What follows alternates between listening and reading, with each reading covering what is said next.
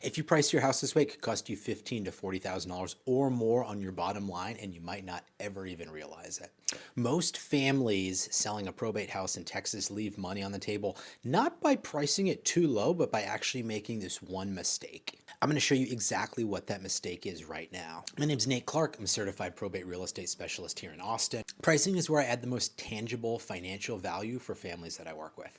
Let me show you how I think about this. So the number one pricing mistake is using an online estimation tool as your starting point. Zillow, Redfin, and other automatic valuation models are based on general neighborhood and market data, not on your home. They can't see the inside of your home, they can't see the condition, and this can make a huge difference to the actual sale price that you can sell for. Little joke we have in the industry is, did you know that the A in Zillow stands for accuracy? And it's not untrue. The CEO of Zillow actually sold his own house for $700,000 less than the Z estimate. Now, the actual price for your house is dependent on what a ready, willing, and able buyer is going to give you, and this is hyper-local data based on your neighborhood and the exact condition your house is in. Probate properties oftentimes have a lot of deferred maintenance, which makes these tools particularly unreliable. I've seen them be off by $50,000 to $200,000 in either direction. So what actually drives value on a probate property? First is going to be a condition adjustment. A probate property oftentimes hasn't been renovated or even properly maintained in years, and they may need repairs. The pricing has to reflect what a buyer will actually pay in today's market. It should not be based on what the house would be worth if it were turnkey or a simple deduction of repair costs from a turnkey made-ready property. Second is going to be comparable properties, but it's important that we use the right properties, not just recent sales in the same zip code, but comparable properties that are actually comparable. Similar size, age, condition, and location. A move-in ready property 2 streets over is not a comparable property for a probate house that needs kitchen and bathrooms renovated. The third factor that drives value on a probate property is whether you're selling as is or renovating. Sometimes spending $15,000 on targeted improvements can return $30,000 or more on the sale price. Sometimes it won't. I met with an executor recently, and when we looked at the comps, we actually realized there was zero benefit to spending any money on repairs. As a matter of fact, the as-is property sold for a higher price than the renovated property because it was priced more competitively to begin with.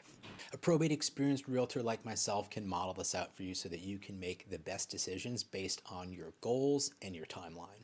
This is a good point to mention. I have a free executor and heirs guide, totally free, no obligation. I've linked that down below. It provides a lot of information to people going through this process that own real property. Check it out. You might find some of the information interesting. Fourth factor that affects your value and pricing strategy is going to be a time sensitivity, premium, or discount. If the estate has high carrying costs and no cash, you may need to sell within 60 days. And that may justify a slight adjustment to ensure that you're getting good offers fast. If you have flexibility, you can price to maximize value over a longer marketing period. Now, a lot of times people ask me, Nate, what about the appraiser that came out to give a valuation at the time of death? Isn't that exactly what market value is? Not exactly. An appraisal done for estate or inventory purposes is different than a market pricing analysis. Estate appraisals are done for legal purposes and may reflect a certain date's value. For actual listing, you want a pricing strategy from a realtor that's up to date on what buyers are paying for a house in your location in this condition today.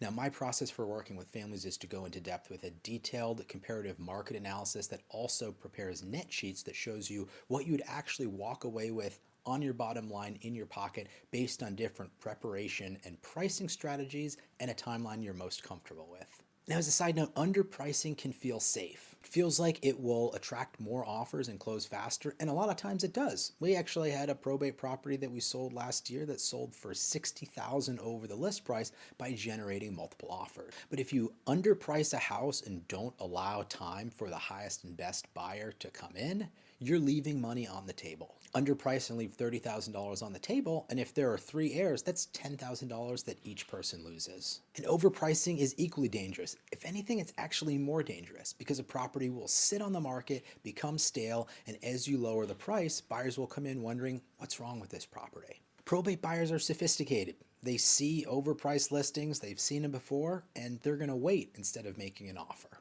So if you want a real market analysis on a probate property, including how it would sell as is, what repairs to do and what they would get you on your bottom line, and how long it should take to sell, I'm happy to hop on a 15-minute call and learn a little bit more about the specifics of your situation.